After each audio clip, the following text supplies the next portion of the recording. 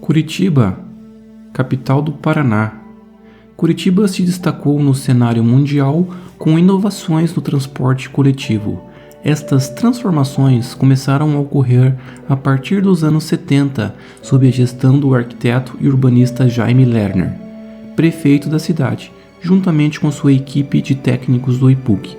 Neste documentário, irei falar sobre a mobilidade urbana em Curitiba, mais especificamente a evolução da rede integrada de transporte. Além disso, vou destacar alguns pontos de como utilizar o sistema de transporte coletivo, bem como alguns conceitos de planejamento urbano na capital paranaense. Até o século XVII, a maioria dos deslocamentos das pessoas nas cidades eram realizadas por meio de carruagens puxadas por animais ou montados nos próprios animais. As primeiras carruagens de aluguel surgiram no século XVII na Inglaterra e França e por muitos especialistas são considerados os primeiros serviços regulares de transporte público com linhas e itinerários fixos. A partir do século XVIII, com o advento da Revolução Industrial, surge em várias cidades o transporte público, em virtude da necessidade de deslocamentos de operários de suas residências até as plantas industriais. A partir de 1830, surge em Nova York linhas de bondes de tração animal. O rolamento destes bondes sobre trilhos diminuía o atrito das rodas, fazendo com que a tração fosse menos fatigante ao animal.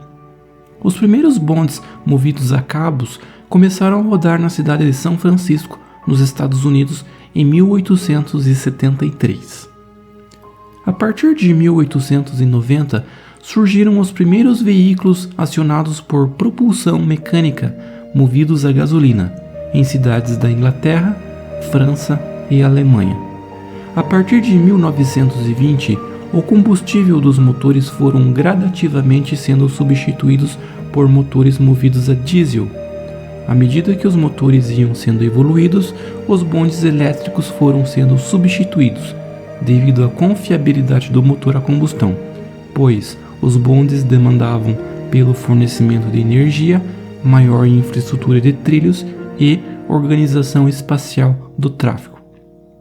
Lembrando que, em 1920, o mundo ainda sequer falava de sustentabilidade ambiental, então os ônibus movidos a diesel eram considerados uma evolução.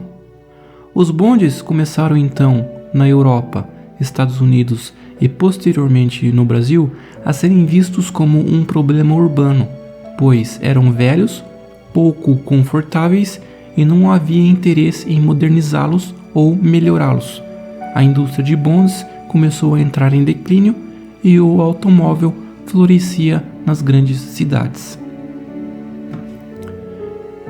Curitiba iniciou o transporte coletivo por meio de serviços de bonde de tração animal, puxado por mulas em 1887. A primeira linha de bonde de tração animal saía da rua Barão do Rio Branco com destino final Ubatel. Com o crescimento acelerado da cidade no início do século XX, impulsionado pela chegada de imigrantes europeus e pelo ciclo econômico da erva mate, que paralelamente aumentou o perímetro urbano da cidade, os bondes de tração animal deram sinais de não mais possibilitar a demanda da capital. A partir de 1910, sob a gestão do prefeito Joaquim Macedo, começaram-se estudos para a substituição de bondes de tração animal por elétricos. Entre 1912 e 1913, entraram em operação e eram 4 linhas que atendiam os usuários, nos seguintes trajetos: Praça Tiradentes até o Matadouro Municipal, Rua Dr. Muricy até o Portão, Asilo até Rua América, Rua Buenos Aires até Juvevê. No entanto, apenas estas 4 linhas não atendiam às demandas da população, que reclamavam da baixa quantidade de bondes e da falta de atendimento às áreas de expansão. Os ônibus a combustão chegaram somente em 1936. A administração pública municipal, no ano de 1943, preocupada com o alto crescimento demográfico, contratou o urbanista Alfred Agache para desenvolver um plano de urbanização. Este projeto, denominado Plano Agache ou Plano das Avenidas, propôs a setorização da cidade em centros funcionais especializados: centro cívico, comercial, o abastecimento no mercado municipal, o administrativo, o industrial no bairro Rebouças, o militar no bairro Bacaxiri e o universitário no centro politécnico. O Plano Agache esboçou os primeiros esquemas das linhas de ônibus para percorrer os setores propostos. Além disso, a proposta era fixar um sistema radial concêntrico que facilitasse a penetração ao centro, além de melhorar a circulação nos sentidos dos bairros. Em 1952, 2 anos após a Copa do Mundo no Brasil, quando Curitiba sediou jogos no estádio Dorival de Brito, marcou o fim da circulação dos bondes, sobretudo pelo desinteresse da prefeitura de novos investimentos nesse sistema elétrico, com uma frota já envelhecida e carente de ampliações e com altos custos de manutenção. Assim, em junho de 1952, do terminal central dos bondes, localizado na Praça Tiradentes, com destino ao Portão, parte o último bonde elétrico. Como nas cidades ao redor do mundo, em Curitiba o transporte por bondes entrou em decadência pela concorrência com o transporte coletivo por ônibus. Porém, sob outra perspectiva, em alguns países europeus como França e Alemanha, o retorno dos bondes como meio de transporte foi uma solução visando o descongestionamento das vias públicas, pois os bondes circulavam em vias exclusivas enquanto os ônibus e automóveis disputavam o mesmo espaço. Com o forte impulsionamento da industrialização e do êxodo rural, a população curitibana aumentou consideravelmente na década de 60. Diante de tal cenário, a administração pública municipal constatou que o Plano Agache não atendia mais às necessidades da população. Assim, em 1964, iniciaram seus estudos para a elaboração de um novo plano diretor, um estágio embrionário do que viria a nascer a futura Rede Integrada de Transporte, eixos estruturais e regras para uso e ocupação do solo, chamado de Plano Preliminar de Urbanismo. Em 1965, o prefeito Ivo Arzua instituiu no mês de julho um debate denominado Seminário Curitiba de Amanhã, para a apresentação de um plano diretor, com grupos representando a sociedade civil, professores e técnicos da prefeitura. Após o seminário, estudos e discussões chegaram à conclusão que o Plano Agache não seria viável. Diferente do modelo radial concêntrico e setorizado, a nova proposta do plano de urbanismo previa um crescimento linear, norte-sul e leste-oeste, agregando diversas funções da cidade, como vida, trabalho, lazer, movimento, moradia, promoção social, comércio e serviços. Em 1965, o Plano Preliminar de Urbanismo foi aprovado. Em 1966, foi transformado em Plano Diretor. A partir da década de 1970, quando o arquiteto e urbanista Jaime Lerner torna-se prefeito, Curitiba começa a obter destaque nacional. Enquanto capitais brasileiras davam um espaço cada vez maior para os automóveis e transporte individual, Curitiba começou a priorizar o transporte coletivo por meio da criação das chamadas canaletas exclusivas. O novo plano diretor, aprovado em 1966, propôs um crescimento linear, priorizando não somente o transporte coletivo, mas além disso, um eixo estruturador de uso e ocupação do solo por meio do adensamento das edificações. O plano diretor de 66 propôs a preservação das áreas verdes, o transporte coletivo, na qual o eixo estrutural seria um sistema, além de serviços de transporte de massa, atenderia às necessidades humanas de trabalho, vida, recreação, habitação, promoção social, comércios e serviços. No Brasil, de modo geral, prefeitos de grandes cidades queriam priorizar o automóvel. De fato, o surgimento dos automóveis favoreceu a descentralização das atividades e trouxe diversos benefícios. No entanto, algumas consequências negativas vieram, por exemplo, com a expansão da malha urbana, o crescimento desordenado e a ocupação do solo com baixa densidade, aumentando investimentos em infraestrutura disponível e sobrecarregando os recursos destinados ao transporte coletivo. Curitiba, na contramão, apostou no transporte coletivo. Na década de 1970, a capital paranaense crescia vertiginosamente, então foi necessário organizar o trânsito com o intuito de eliminar congestionamentos, descartando a construção de viadutos que apenas causariam ainda mais gargalos nas vias. Assim, as equipes do IPUC e técnicos da prefeitura priorizaram um conjunto de diretrizes como o zoneamento e o uso do solo, sistema viário e transporte de massa, sistema trinário. Em 1972, com o início de construção do primeiro eixo estrutural, denominado Eixo Norte-Sul, junto a estes estudos, a implantação do ônibus expresso a ser conduzido nas canaletas exclusivas. Paralelamente a isto, foram desenvolvidos projetos dos pontos de paradas e comunicação visual, na qual caracterizou a fase embrionária do sistema de cores que temos hoje na capital. A linha expresso era uma alternativa proposta anteriormente para um metrô de Curitiba. Na verdade, segundo a proposta, os ônibus expressos seriam uma alternativa temporária.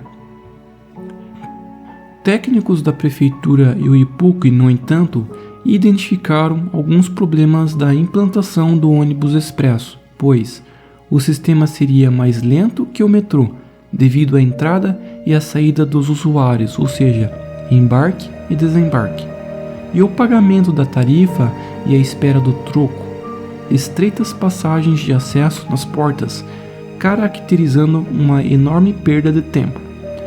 Para solucionar tais problemas, foram propostos paradas mais longas, a cada 800 a 900 metros, abrigos onde os passageiros pudessem pagar a tarifa antecipadamente e veículos com portas mais largas para facilitar o embarque e desembarque. Os ônibus expressos foram projetados para atender à funcionalidade de percorrer as canaletas exclusivas, sendo o chassi do ônibus mais rebaixado para facilitar o embarque e desembarque, motor mais potente e portas mais largas. Efetivamente, sob a gestão do prefeito Jaime Lerner, em 1974, iniciou-se a operacionalização do ônibus expresso, utilizado no eixo Norte-Sul, um dos eixos estruturais definidos no Plano Diretor de 1966. Inicialmente eram 20 km de canaletas ou faixas exclusivas para os ônibus expressos. Foram criados os dois primeiros terminais de integração, Santa Cândida e Capão Raso. Em 1974, nascia então o conceito de integração. Por exemplo, o passageiro que se encontrasse no centro da cidade bastava pegar um ônibus expresso e ir até um dos terminais e de lá pegar um alimentador da região, pagando apenas uma tarifa. Com o objetivo de informar a população e os usuários do novo serviço, a Prefeitura de Curitiba lançou um folder no folheto tinha uma foto do ônibus expresso e com um slogan: "A cidade agora tem um novo rumo". No verso do folheto, um título: "Chegou o ônibus expresso", e estava escrito: "O ônibus expresso não é nenhum veículo do futuro ou milagre sobre rodas, capaz de resolver todos os problemas de condução, mas é o elemento principal de todo um sistema de transporte de massa que está sendo implantado em Curitiba. Construído pela Marco Polo, com tecnologia nacional, é, de acordo com especificações técnicas do IPUC, o ônibus expresso mais veloz, mais seguro, mais bonito e mais confortável, para servir você pelo mesmo preço do ônibus comuns". O folheto informava ainda: "Os ônibus expressos vai circular na pista central das vias estruturais norte e sul e na área central. Isso significa que os ônibus expressos percorrem parte da estrutura norte, Avenida Paraná e João Gualberto, e parte da estrutura sul, Avenidas 7 de Setembro e República Argentina. Percebe-se o interesse por parte da administração municipal em informar a população sobre os novos serviços do transporte coletivo. O curitibano começa a perceber mudanças positivas na cidade, sobretudo no aspecto de mobilidade urbana, pois, na década de 1970, poucas pessoas podiam comprar um automóvel. Linhas alimentadores. Além dos ônibus expressos, o sistema oferecia ainda os serviços das linhas alimentadores da região, ônibus que levam os usuários até os terminais, na qual podem integrar e pegar um ônibus expresso. As linhas alimentadores da região são caracterizados por ônibus da cor laranja. Assim, estes ônibus, via de regra, não circulam pelo centro da cidade, e sim atendem os bairros. Em Curitiba, se você desembarcar em algum terminal de integração, irá identificar vários ônibus de cor laranja nos terminais. Eles levam as pessoas às vilas, fazendo com que hajam pontos de paradas mais próximas das residências dos usuários. Linhas convencionais. Os ônibus da cor amarelo são as chamadas linhas convencionais. Assim como os alimentadores da região, os ônibus de cor laranja, as linhas convencionais, de cor amarela, partem dos bairros sentido centro e vice-versa. Normalmente, o ponto final destas linhas convencionais são as praças no centro da cidade, por exemplo, a Praça Rui Barbosa, a Praça Tiradentes e a Praça Zacarias, entre outras. Importante destacar que, via de regra, as linhas convencionais não fazem integração nos terminais, há exceções. No entanto, estas linhas convencionais foram criadas para atender a população, que residem longe dos eixos estruturais e de linhas alimentadoras, ou seja, que não podem pegar os ônibus expressos, vermelhos ou laranjas, e que necessitam se deslocar até o centro da cidade, embora com um tempo maior.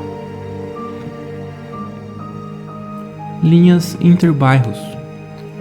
Além dos ônibus expressos, cor vermelho, alimentadores da região, cor laranja, e as linhas convencionais de cor amarelo, em 1979 entram em operação as linhas interbairros, atendidas por ônibus pintados de verde. Atualmente percorrem um conjunto de ruas de forma circular concêntrica, semelhante a uma teia de aranha. A inspiração da criação destas linhas se deu sobretudo pelas ideias propostas em 1943 pelo Plano Agache, na qual o arquiteto e urbanista Alfred Agache havia proposto o Plano das Avenidas, na qual o conceito era a criação de grandes bulevares que circundavam o centro da cidade, facilitando deslocamentos de um ponto a outro. Criadas para transportarem passageiros com mais rapidez a pontos opostos da cidade, sem passarem pelo centro, as linhas interbairros permitem a integração física e tarifária, com direito a embarque e desembarque em diversos terminais mediante o pagamento de uma única só tarifa. Atualmente existem 6 linhas interbairros.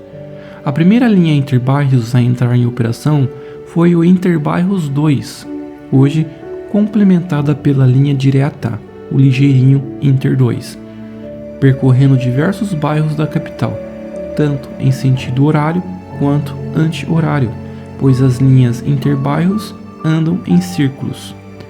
Importante destacar que apenas as linhas interbairros 1, 2 e 3 possuem linhas circulares. Diante disso, existem os sentidos horários e anti-horários. Já as linhas interbairros 4, 5 e 6 são linhas troncais pendulares, ou seja, ligam diretamente diversos terminais em trajetos lineares. Circular Centro. No ano de 1981, a Rede Integrada de Transporte começa a oferecer mais um serviço de transporte coletivo, denominado Circular Centro. Caracterizado por micro-ônibus brancos, eles contornam a malha urbana central, facilitando deslocamentos de quem faz percursos curtos para compras e passeios na região central. A linha Circular Centro faz percursos nos dois sentidos, horário e anti-horário, passando por locais estratégicos como centros comerciais e endereços de prestação de serviços. Interhospitais. A linha Interhospitais foi implantada pela Prefeitura de Curitiba com o objetivo de atender o usuário da cidade em seus deslocamentos por instituições de saúde. A linha consolida uma importante demanda de usuários que vêm de outras regiões do estado em busca de exames laboratoriais e atendimento médico ou que chegam à cidade para visitar familiares que utilizam a rede de saúde da capital. A linha Interhospitais passa por mais de 10 instituições de saúde, tendo como ponto inicial a rodoferroviária. Além das paradas obrigatórias nos hospitais, a linha tem pontos previstos a cada 400 metros. Desta forma, os ônibus podem ser utilizados também por pessoas que não têm um interesse específico no roteiro pelas instituições de saúde, facilitando o acesso à própria rodoferroviária e a pontos importantes próximo ao centro da cidade. Linha direta, Ligeirinhos.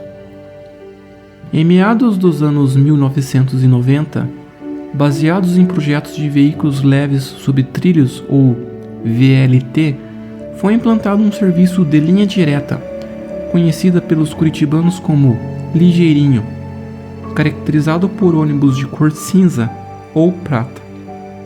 A ideia nasceu a partir de um sistema de metrô de superfície, na qual a velocidade média de operação é maior, pois embarques e desembarques são feitos em nível, ou seja, o piso das estações são na mesma altura que o piso do veículo. Além disso, a tarifa é cobrada antecipadamente dentro da estação tubo, diminuindo com isso o tempo de embarque. Complementando o sistema, as estações tubos ou pontos de parada são implantados em uma distância maior, quando comparadas às linhas do eixo expresso.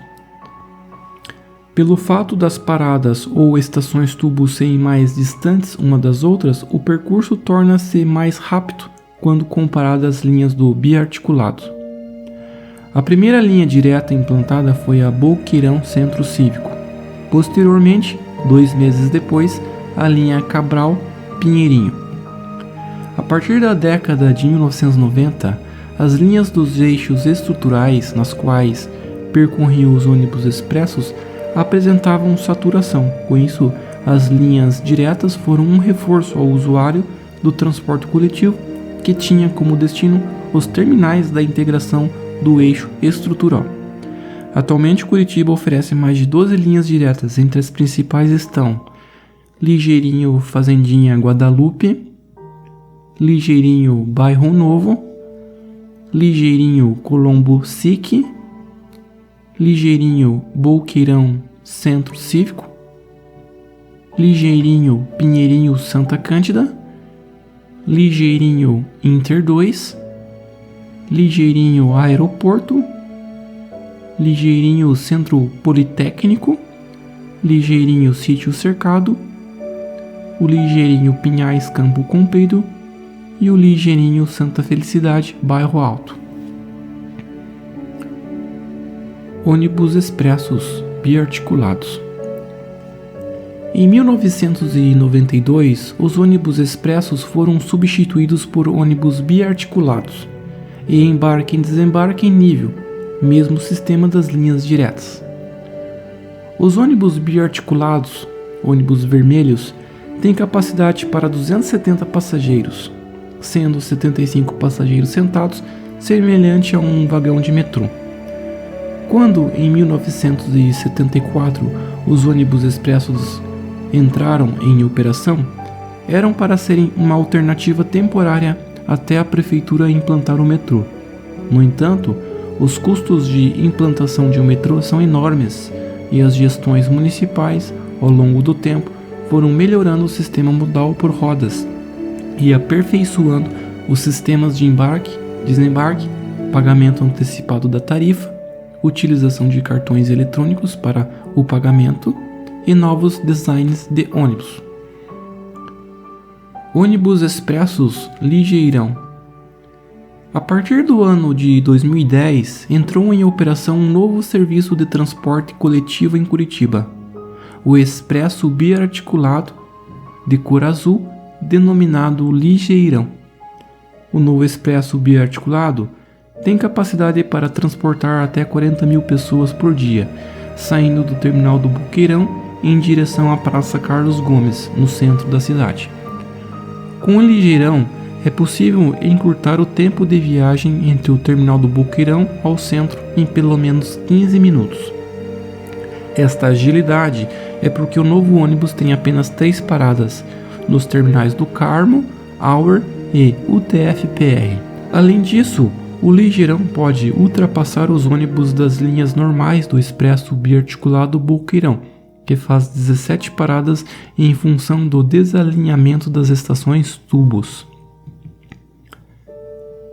A entrada do Ligeirão em operação representou um aumento da capacidade de transporte de usuários na canaleta, pois antes poderiam passar apenas 2 ônibus em sentido contrário, agora podem passar 3. Para que isto fosse possível, foi preciso reformar a Avenida Marechal Floriano Peixoto, que além do Ligeirão, Boqueirão Praça Carlos Gomes, passou também a operar a linha Ligeirão Pinheirinho Praça Carlos Gomes na linha Verde Sul.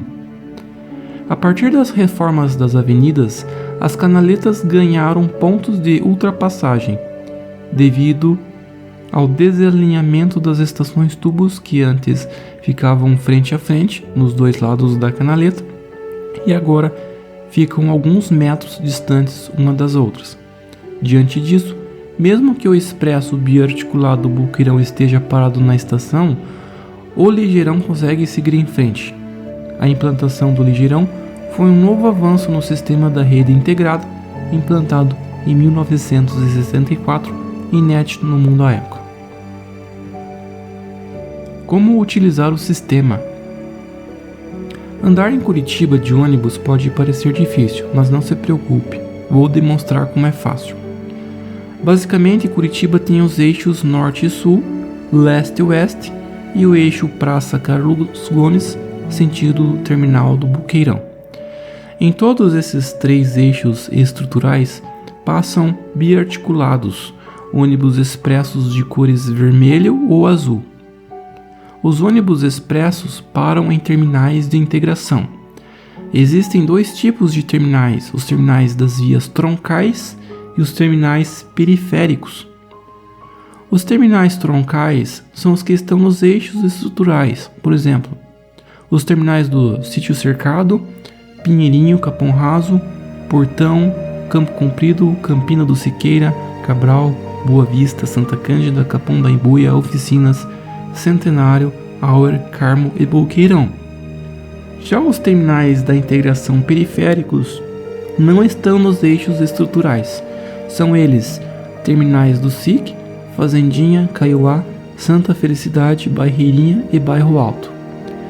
Por exemplo, No eixo norte-sul temos os terminais do Santa Cândida, terminal do Boa Vista, terminal Cabral, terminal Portão, terminal Capão Raso e terminal Pinheirinho. Assim, se você está próximo do terminal do Santa Cândida e precisa ir até o terminal do Portão, basta apanhar o expresso Santa Cândida Capão Raso e saltar no terminal do Portão. Lembre-se que em cada terminal é possível apanhar as linhas alimentadores da região, que são os ônibus de cor laranja, que ligam os terminais até os bairros e vilas, ou apanhar as linhas interbairros, ônibus de cor verde, e as linhas diretas, ou ligeirinhos de cor cinza ou prata. Outro exemplo, se você reside próximo à Vila São Pedro, no bairro Xaxim, e deseja ir até o centro, você tem 3 opções. Primeiro, pode pegar a linha direta ou o ligeirinho Bairro Novo, pois na Vila São Pedro tem uma estação tubo que passa esta linha. Segundo, caso não deseja ir com o ligeirinho, você pode pegar a linha convencional denominada Vila Rex, ônibus de cor amarelo, que tem como ponto final a Praça Rui Barbosa. Já a terceira opção seria pegar o alimentador da região, o ônibus laranja, a linha Vila São Pedro, ir até o terminal do Capão Raso e em seguida apanhar o expresso biarticulado Pinheirinho Rui Barbosa e desembarcar na Praça Rui Barbosa. Nessas 3 opções você consegue ir até o centro da cidade, no entanto com tempos diferenciados, pois das 3 opções o ligeirinho Bairro Novo é o que leva menos tempo, por parar apenas em uma estação tubo, na Avenida Presidente Kennedy. O interessante é que se você pegar o ligeirinho Bairro Novo e descer na estação tubo da Kennedy, você pode fazer integração com outro ligeirinho, o Colombo SIC. Lembrando que existem os terminais de integração das cidades da Grande Curitiba ou região metropolitana, por exemplo, o Terminal Angélica e Terminal Central de Araucária, o Terminal da Fazenda Rio Grande, o Terminal Afonso Pena em São José dos Pinhais, o Terminal Metropolitano Central de Pinhais, o Terminal Maracanã e Terminal Guaraituba em Colombo, Terminal Cachoeira em Almirante Tamandaré e o Terminal Central de Campo Largo.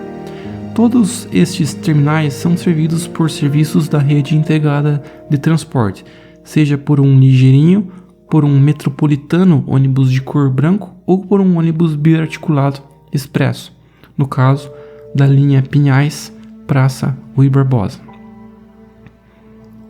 Curitiba, ao longo de sua história, sempre se preocupou em planejar o urbano. Na década de 1940, com um ritmo acelerado do desenvolvimento e progresso, aumento demográfico, surgimento de comércios e serviços, se viu obrigada a planejar o futuro da cidade. Contratou o arquiteto urbanista Alfred Agache em 1943. Nascia ali os estágios embrionários de planejar a coisa pública, de planejar a cidade constituídas de pessoas. Na década de 1960, prefeitos, técnicos e sociedade civil se organizaram num seminário denominado Curitiba de Amanhã para definir o plano urbanístico da cidade, transformando-se em 1966 em plano diretor. Foi um marco revolucionário para a cidade. Sob a gestão do prefeito Jaime Lerner, arquiteto e urbanista, com vivência na Europa e visionário, Curitiba começou a implantar o plano diretor. Na década de 1970, nascia o primeiro BRT do mundo. Embora naquela época não tivesse este nome, estava criado o conceito de canaletas ou faixas exclusivas para o transporte coletivo, um pensamento fora de seu tempo de priorizar o coletivo em detrimento do individual.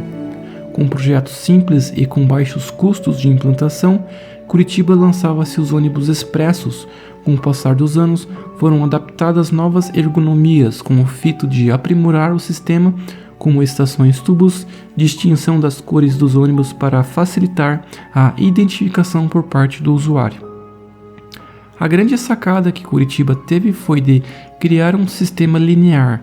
Assim, as canaletas exclusivas não ditavam apenas as regras do transporte coletivo. Além disso, criavam um eixo estrutural de vida, trabalho, lazer, movimento, promoção social, um eixo estrutural de comércios e serviços. Na vanguarda do pensamento urbano, Curitiba identificou que era necessário criar um sistema que fizesse com que as pessoas pudessem morar próximas do trabalho e por meio dos eixos estruturais isto foi possível. As cidades são constituídas por pessoas. Nós criamos, planejamos, organizamos e gerenciamos as cidades. A cidade é o nosso patrimônio. Façamos a pergunta: que cidade queremos para nossos filhos, para nossos netos, para as pessoas daqui a 50 anos? Se você chegou até aqui é porque se interessa pelo assunto. Com isso, compartilhe este vídeo com seu colega. Se você é servidor público com poder de decisão, crie planos, projetos de melhoria para a sua cidade. Faça esse vídeo chegar aos secretários municipais de obras, secretários municipais de urbanismo. Faça este vídeo chegar a prefeito da sua cidade. Todas as ideias e projetos que foram implantados em Curitiba na década de 70 podem ser replicadas para municípios menores, a partir de 100 a 200 mil habitantes. Façamos uma reflexão de que a cidade é um artefato humano.